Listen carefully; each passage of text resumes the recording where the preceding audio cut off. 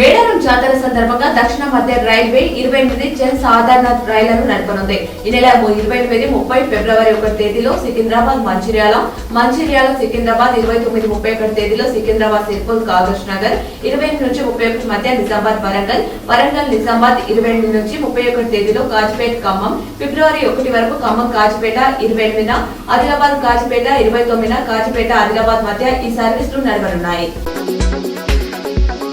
నిజామాబాద్ నగరంలో భద్రతను మెరుగుపరిచేందుకు నేరాల నియంత్రణ కోసం ఏర్పాటు చేసిన నిజామాబాద్ సెక్యూరిటీ కౌన్సిల్ ను రాష్ట్ర డీజీపీ బి శివధర్ రెడ్డి శుక్రవారం ప్రారంభించారు. మెడికల్ కాలేజ్ ఆడిటోరియంలో జరిగిన కార్యక్రమంలో ఆయన మాట్లాడుతూ కమ్యూనిటీ భద్రతను పెంపొందించడమే ఎన్ఎస్సీ ప్రధాన ఉద్దేశమన్నారు.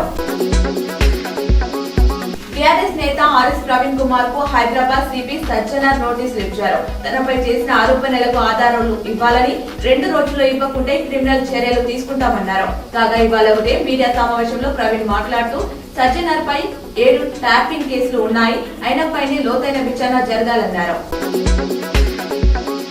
ఫోన్ ట్యాపింగ్ వ్యవహారంపై కేటీఆర్ బీజేపీ నేతల మధ్య మాటల యుద్ధం జరుగుతోంది. దేశ భద్రత కోసం కేంద్రం కూడా ఫోన్లు వింటుందన్న కేటీఆర్ వ్యాఖ్యలపై బండి సంజయ్ ఘాటుగా స్పందించారు. దేశ భద్రత కోసం వినడం వాస్తవమే కానీ నువ్వు మావోయిస్టుల లిస్ట్ లో మా పేరు, హీరోయిన్లు, జడ్జి పేరు పెట్టి ఫోన్లు విన్నావని ఫైర్ అయ్యారు.